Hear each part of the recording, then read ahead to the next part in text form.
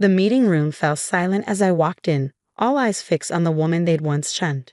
James Morgan, my former father-in-law, sat at the head of the table, his face a mask of barely concealed rage. Beside him his son, my ex-husband David, couldn't even meet my gaze. "Ms. Chen," James said stiffly, emphasizing my maiden name like it was something distasteful. "Thank you for coming." I smiled, setting my laptop on the polished mahogany table. "It's still Mrs. Morgan, actually. The divorce papers were never filed." The color drained from David's face. I hadn't planned to drop that bomb so early, but seeing them squirm gave me a satisfaction I couldn't resist. "My name is Sarah Chen Morgan, and 2 years ago, these people had thrown me out of their lives because I chose cybersecurity over their precious family banking tradition. Now their multimillion-dollar empire was under attack, and I was their last hope." "Let's focus on the matter at hand," James said sharply, sliding a folder across the table.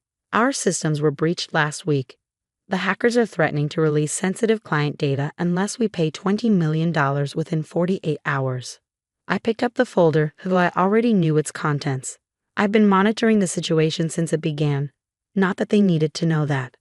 "The Great Morgan and Sons Bank," I mused, flipping through the pages, brought to its knees by the very thing you dismissed as irrelevant when I warned you about it. James's jaw tightened. "If you're here to gloat, I'm here because your head of it called me directly." I cut him off. He said, "You've tried everything else. Every security firm in the city turned you down because they know your systems are outdated. You're running infrastructure from the last decade because, and I quote, traditional banking doesn't need all that modern nonsense."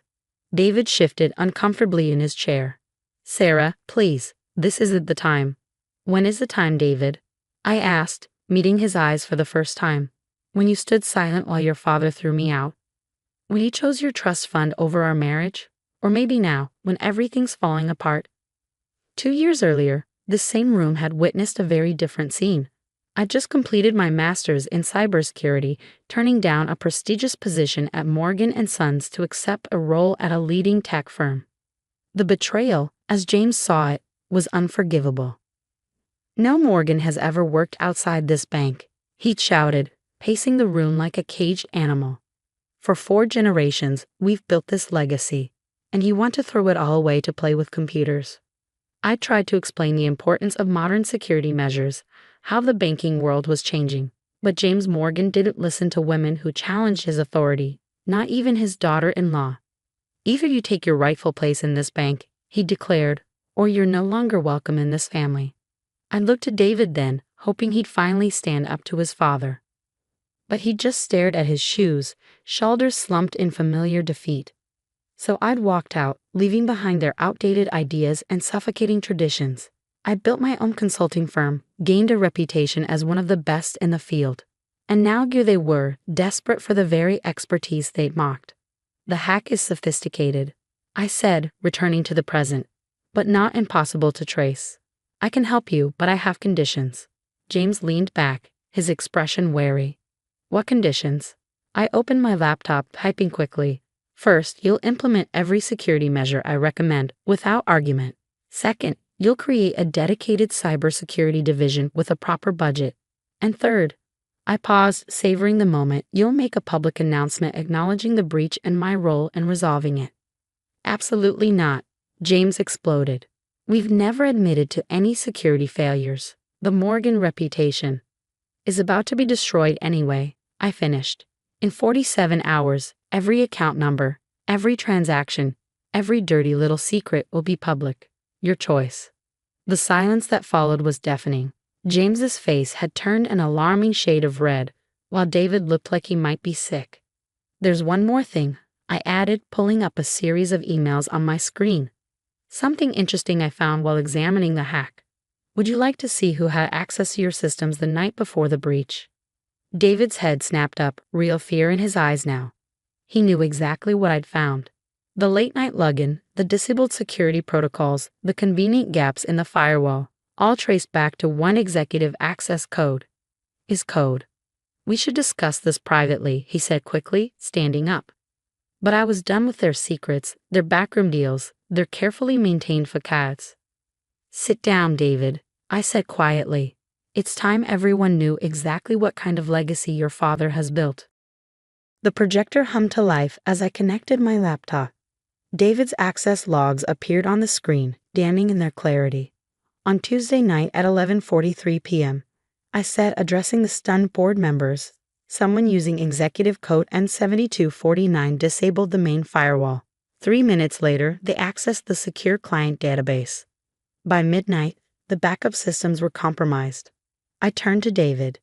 Would you like to explain why your code was used, or should I continue? James slammed his fist on the table. This is absurd. My son would never.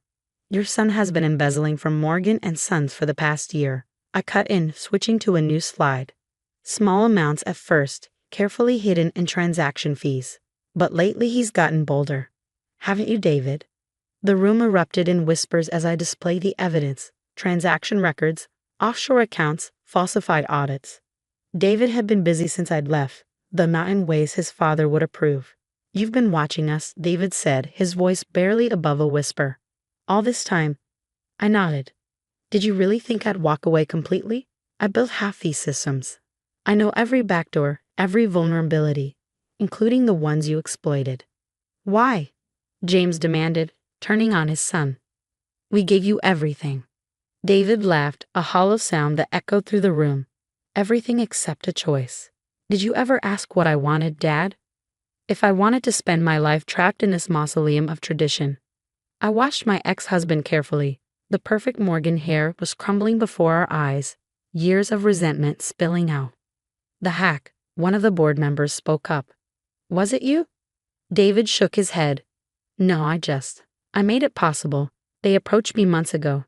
Said they could help me disappear, start fresh. All I had to do was leave a door open.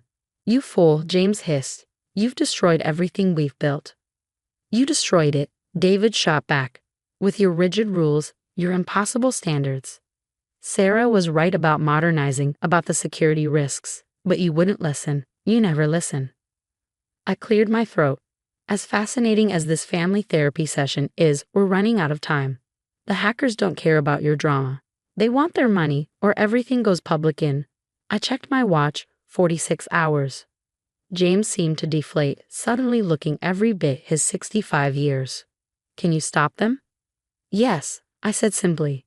I've already identified their location and method of attack. But my conditions stand, and I'm adding one more. What now? James asked warily. David turns himself in. No cover-up, no quiet resignation.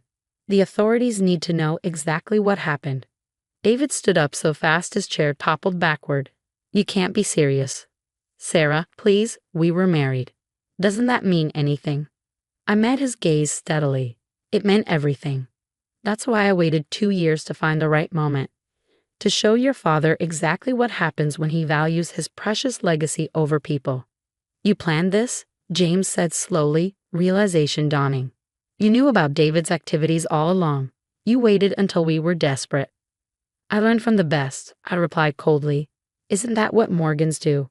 Use every advantage, never show weakness. You taught me well during those family dinners, James. The board members watched our exchange like a tennis match, decades of Morgan family dysfunction playing out before them. Some looked horrified, others oddly fascinated. Time's running out, I reminded them, closing my laptop. I'll be in my office when you're ready to meet my terms. All of them. I gathered my things, enjoying the heavy silence. At the door, I paused. Oh, and David. Those divorce papers you never filed? I have copies in my office. We can deal with that after you've turned yourself in. As I walked out, I heard James's voice, surprisingly quiet. What have we done? What indeed, I thought, stepping into the elevator. The Morgans had spent generations building their fortress of wealth and tradition, never realizing they were sealing themselves in a tomb. Now those walls were crumbling, and I was the only one who could prevent total collapse. The irony wasn't lost on me. The next 48 hours transformed Morgan and Sons Bank forever. David surrendered to the authorities that evening, confessing everything, the embezzlement, his role in the hack, years of financial misconduct. The press had a field day. Morgan here betrays dynasty, banking legacy crumbles. I watched it unfold from my office across town, sipping coffee and monitoring the bank's systems. James had agreed to my terms, though I suspected it nearly killed him to do so.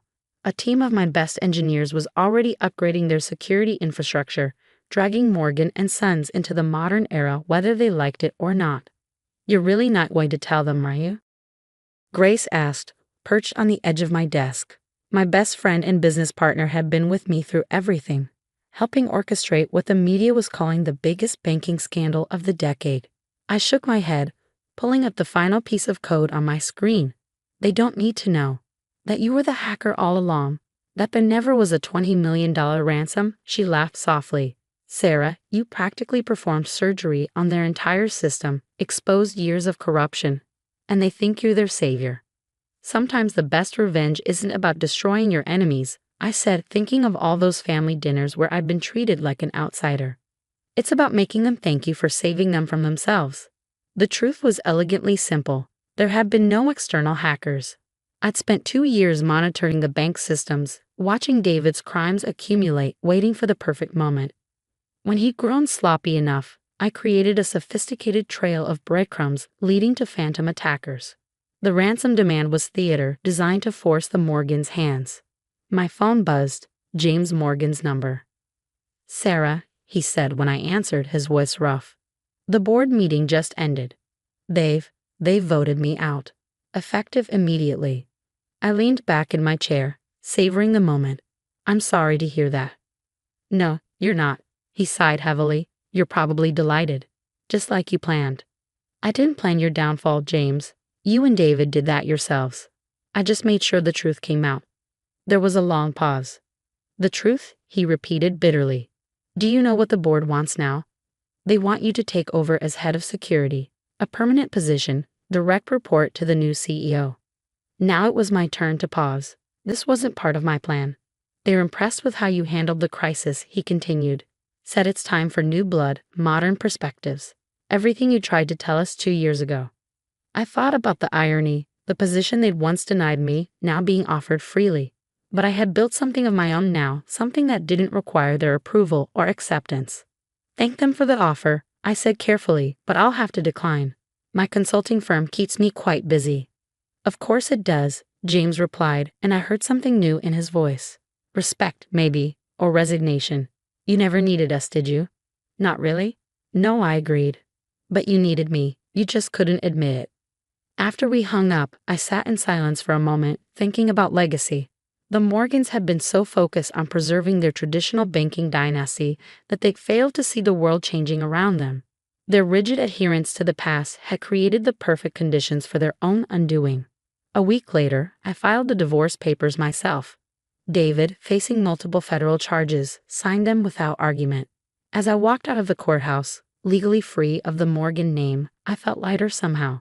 The bank survived, though changed forever. New leadership, modern systems, transparent operations, everything I'd advocated for years ago. My firm handled their security transitions, commanding fees that would have made James Morgan choke. Sometimes I caught glimpses of my former father-in-law around the city, looking older and more subdued. The great Morgan legacy he'd fought so hard to protect had crumbled under its own weight, reformed into something he barely recognized. As for me, my consulting firm flourished, built on the reputation of saving Morgan and Sons from catastrophe. Other banks saw our services, desperate to avoid similar scandals. I became known as the woman who'd modernized old-world banking, though few knew the full story of how it happened. One evening, almost a year later, I received an unexpected visitor. James Morgan stood in my office doorway, grayer and thinner than I remembered. I've been doing a lot of thinking, he said without preamble. About tradition, adaptation, pride. I was wrong, Sarah. About everything. I gestured for him to sit. Would you like some coffee? He shook his head. I'm selling my shares in the bank. All of them. The new board has made an offer. Smart decision, I said. Let them take it in a new direction. Like you did? He smiled faintly. I know it was you, Sarah. The hack, the ransom, all of it. Took me months to figure it out, but once I did, it was brilliant. Ruthless, but brilliant. I met his gaze steadily. Would you have preferred real hackers? Actual theft? Sometimes the best protection comes from someone who knows exactly where you're vulnerable. He nodded slowly.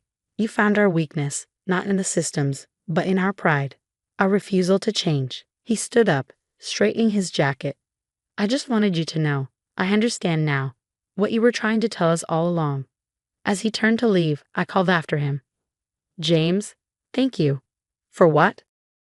For teaching me that sometimes the strongest legacy isn't the one we inherit, I said. It's the one we build for ourselves. He smiled, a real smile this time. Goodbye, Sarah. Make sure they do better than we did. I watched him go, thinking about legacy, redemption, and the price of pride.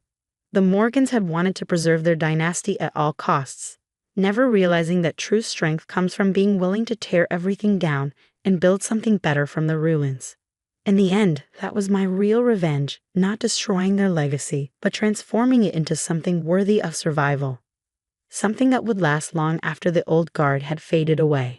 And maybe, just maybe, that was the greatest victory of all.